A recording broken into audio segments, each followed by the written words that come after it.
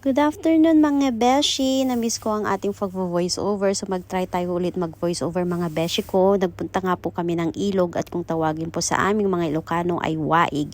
Napakababaw naman po ngayon ng aming ilog dahil nga sa summer.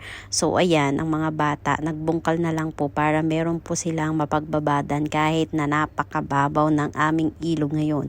Beshi, biglaan po ang aming mga lakad kaya halos lahat ng aming dala ay kakaunti lamang, pang tamang pagkain lamang po. Ben, niluluto yan! Niluluto yan, anak. Ginagawa ulam yan. Ulam natin yan. Wala tayong ulam. Ibigay mo na yun doon kay mama. No! Besh, ang aking pamangkin may nagtinda po ng fish. So dahil nga sa may buhay pa yan kanina, kinuha niya at gagawin daw niyang pet.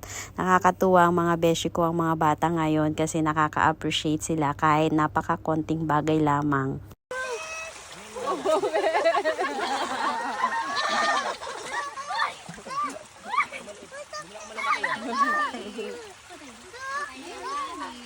Baka may tinik ka rin. Matinik ka.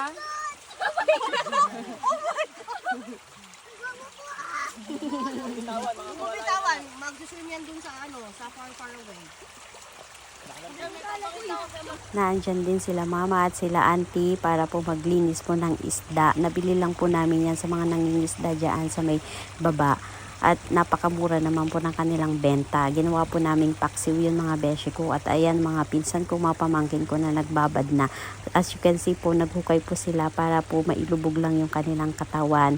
Para nga po kami nasa gitna ng desyerto. Kasi naglagay lang po kami ng tent dyan para makover up lang po yung init ng panahon. Madalas mga beshi ko sa probinsya, ganyan po ang ginagawa namin. Lalo na kapag ka-summer or yung mga mahal na araw dyan. Nagpupunta po kami sa ilog para lang po mag-picnic. Yung mga pinsan ko na nagluluto, busy at abalang-abala po sila. Ako naman mga besh, syempre patingin-tingin lang tayo dyan, papayong-payong lang tayo dyan at wala tayong maiambag.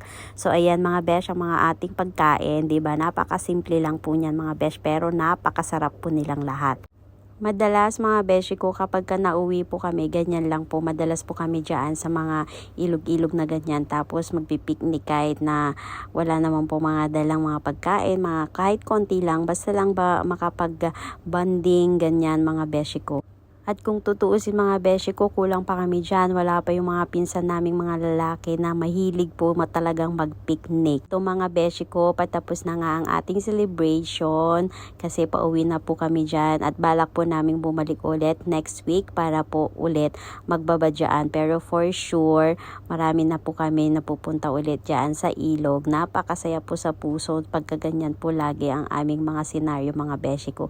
Hanggang sa muli. Bye!